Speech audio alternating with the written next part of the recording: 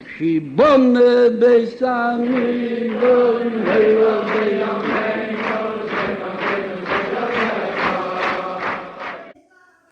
Olá, gente. Shalom, shalom a todos. Estamos iniciando o nosso estudo diário das 7 leis. Hoje é o 25º dia na contagem do Homer, dia 11 de maio do ano de 2022.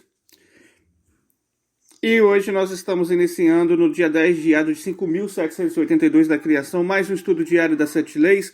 Na leitura do Guia Ben Noa de hoje, nós estamos na página de número 30 do nosso estudo diário, no Guia Ben Noa, página 25, segunda edição, página 25, capítulo 4, parágrafo 5º. No capítulo 4, no parágrafo 5º, a gente vai continuando falar sobre a questão do gueto-chave, e ontem nós vimos que o gueto-chave, ele deveria, quando recebesse as 7 leis, suas ramificações diante do tribunal, ele deveria entender que as 7 leis não era por motivos éticos, mas por meio de Moshe Rabbeinu, foi ordenado, sendo que anteriormente havia sido ordenado a Noa. Então daqui nós aprendemos que o processo de transformação em gueto-chave é um processo de semi-conversão ao judaísmo. É isso que o Guia Ben Noa está dizendo. É um processo de semi-conversão.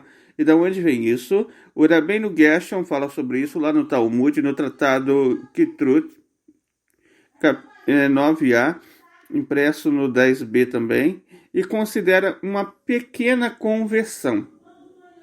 Não somente isso, e é considerado ainda uma categoria intermediária entre o povo judeu e o restante dos povos,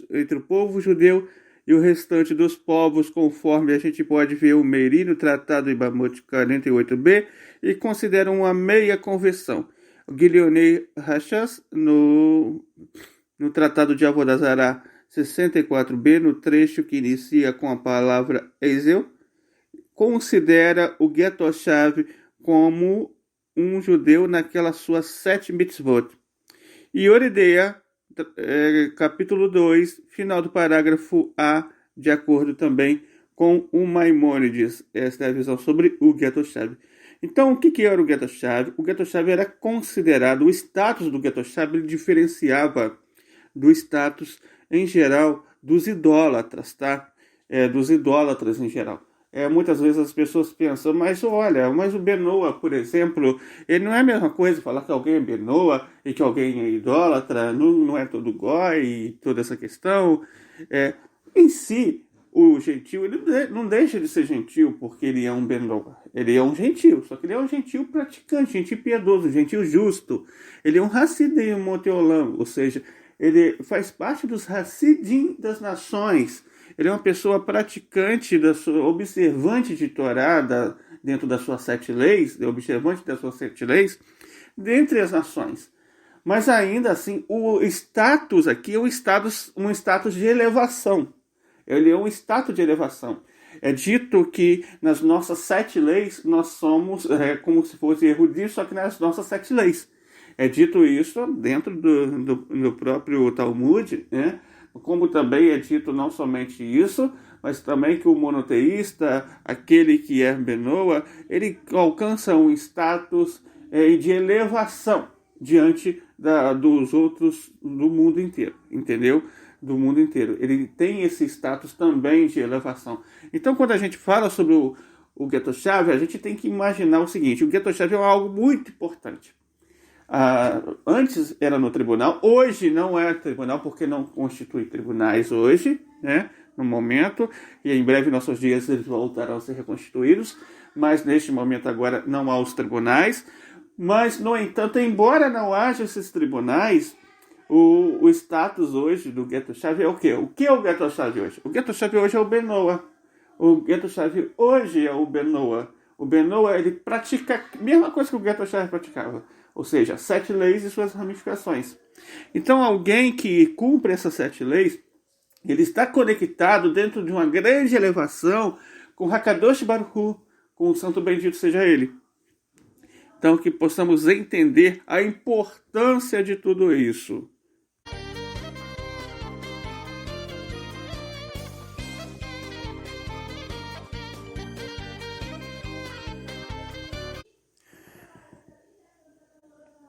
Olá, gente. Então a gente vai continuando agora o nosso estudo diário das 7 leis e hoje nós estamos entrando na segunda lei, a segunda mitzvot da Sheva Mitzvot, é a segunda lei de Bihat Hashem. A segunda lei é a lei de Bihat Hashem. Bihat Hashem literalmente significa o seguinte: Bihat Hashem literalmente significa abençoar a Hashem, abençoar a Deus, abençoar a Deus. No entanto, na verdade é usado aqui um eufemismo, ou seja, uma alteração de palavras, falando uma coisa para querer dizer outra. Devido a quê? Devido à palavra blasfêmia, essa é uma palavra muito feia, né? Então a gente não fala blasfêmia, essas coisas, então não é bom falar blasfêmia nem nomeando. Então por isso a gente chama de Bihat Hashem. E é claro, tem uma conexão bem direta dentro da Avodah Hashem, ou seja, dentro do serviço correto que se faz a Deus. Enquanto a Avodah Zará, ela lidou muito com a questão proibitiva daquilo que você não deve fazer para com o serviço de adoração, Bihat Hashem também ela te conduz em qual padrão? No padrão correto de fazer um Avodah a Deus, um serviço a Deus. E hoje a gente vai estar entrando dentro da primeira ramificação, lembrando que agora nós estamos nos baseando no livro do Aaron Lichtenstein, que é o livro The Seven Laws of Noah. É exatamente sobre esse livro que a gente vai estar se baseando as ramificações aqui. Então a primeira ramificação é a ramificação de Emunah Hashem. Ou seja, o que é Emunah Hashem? A primeira é de reconhecer a existência de Deus. A gente reconhece a existência de Deus. Lá em Êxodo capítulo 20, versículo 2, está escrito: Eu sou Hashem, seu Deus. Então daqui nós aprendemos que devemos acreditar em Deus definitivamente, e devemos acreditar que Deus existe e Ele é o Criador de todo o universo. Devemos reconhecer a pura unidade e indivisibilidade de Deus, e que somente Ele governa diretamente todas as coisas de sua criação, espiritual, física, também conhecido como aceitar o jugo dos céus.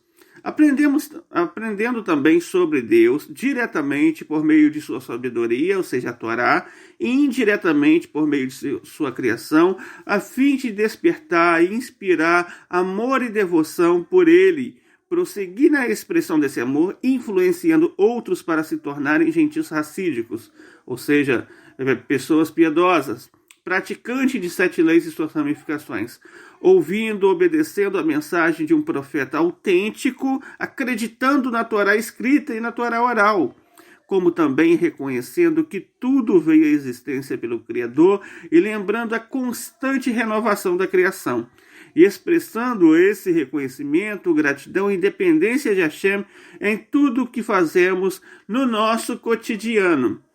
Então, é esse o significado da ramificação de hoje, da ramificação que nós estamos trabalhando. Essa ramificação, ela é bem extensa, então eu vou segmentar ela em partes para vocês, tá bom? Eu vou dividi-la em partes. Hoje a gente vai estudar a primeira parte dela, amanhã vamos falar sobre a segunda parte, e assim, para a gente estar abordando de uma forma bem didática, que dá para também abordar e não deixar nada para trás. Então, como nós aprendemos, a primeira parte é a parte de Emunah Hashem, é a parte de você acreditar em Deus. Você deve acreditar em Deus, devemos acreditar que Hashem é o Criador e condutor do universo. Não somente Ele criou, mas Ele conduz cada coisa a cada instante, e Ele está sempre regendo todas as coisas. E sobre isso é dito onde? É dito lá no Sefer Hinur 25, que nós devemos acreditar que o mundo tem um Deus e que esse Deus é a causa de tudo que existe, e que tudo que é, foi e será para todo sempre vem de seu poder e de sua vontade. Seu entendimento é como se dissesse: saiba e creia que há um Deus, visto que a palavra eu indica o quê? Existência. Está escrito lá: eu sou Hashem. Então ali Hashem está dizendo: acredite que eu existo. A raiz dessa ordem não precisa de elucidação. O assunto é conhecido e revelado a todos, e que esta crença é o fundamento da Torá e que aquele que não acredita nesta regra, num princípio fundamental, porque esse é o princípio fundamental da Torá, a partir do momento que a pessoa não acredita na existência de Deus, não tem por que cumprir os outros mitzvot da Torá, e o conteúdo da crença é que ele fixou sua alma, que tal é a verdade e que uma mudança sobre uma mudança disso, de qualquer forma, seria impossível. Também nós aprendemos o seguinte, que a idolatria leva à negação de Deus, porque está escrito lá, registrado pelo Rambam, Maimônides, no Mishneh Torah, lá em Avodat Kohavim, no Sefer Madá, Avodat Kohavim 1:2, que com o passar dos anos, o nome glorioso e maravilhoso de Deus foi esquecido por toda a população, e toda a população não fazia parte da sua fala, ou melhor, esse nome não fazia parte da sua fala ou pensamento, e eles não conheciam mais. Então daqui nós aprendemos o seguinte, que a idolatria anterior, lá no tempo de Enos, a idolatria foi culminar, na era do dilúvio, ela foi culminar com o quê? O total negação da existência de Deus. As pessoas negavam Deus na época do dilúvio. Elas não somente praticavam idolatria, não, elas faziam algo pior, elas negavam a existência de Deus. Porque esse é a intenção de toda a idolatria. Para que a idolatria existe? A idolatria ela existe exatamente para isso, para levar, em última consequência, as pessoas a negarem a existência de Deus. Então, por isso a idolatria ela é tão perigosa. Abraão despertou o mundo para o reconhecimento de Hashem. A gente aprende o seguinte, que está lá registrado em Avodat Kohavim 1:3, que após essa época do dilúvio, então Noa foi ordenado a cumprir 7 leis e ordenar seus descendentes, mas foi Abraão que depois de uma certa época ele trouxe luz e a luz do monoteísmo novamente. É dito o seguinte, que depois que este homem poderoso foi desmamado, ou seja, Abraão, ele começou a explorar e pensar. Embora fosse criança, começou a pensar incessantemente de noite, perguntando-se como é possível que a esfera continue a girar sem que ninguém a controle. Quem está fazendo girar? Certamente ela não faz isso por si mesmo. No final das contas, ele apreciou o caminho da verdade, entendeu o caminho da retidão por meio de sua compreensão precisa. Ele percebeu que havia um Deus e que esse Deus controlava a esfera que ele criou tudo e que não há outro Deus entre todas as outras entidades. Então, Abraão é dito que ele chegou ao conhecimento de Deus sozinho. Ele chegou a esse conhecimento sozinho. Quando ele chegou a esse conhecimento, o que aconteceu? Ele foi elevado em Ruach HaKodesh, ou seja, inspiração divina, alcançando o nível e o status de um profeta, se tornando um profeta. Então daqui nós aprendemos que Abraão, ele alcançou esse mérito, não somente para ele, mas também para as gerações que viriam através dele, esse mérito tão forte, esse mérito tão poderoso de se tornar profeta através do conhecimento de Hashem. E Abraão, a partir do momento que ele despertou esse conhecimento, ele ia passando por local, por cidade, e assim era divulgado o conhecimento de Hashem, levava as pessoas a reconhecer Hashem, ou seja, ele influenciava as pessoas ao monoteísmo. Esse dever que Abraão fez é muito semelhante com aquilo que nós devemos fazer em relação à existência de Deus. Nós devemos não somente acreditar, mas devemos viver de forma a influenciar positivamente todas as pessoas em nosso redor.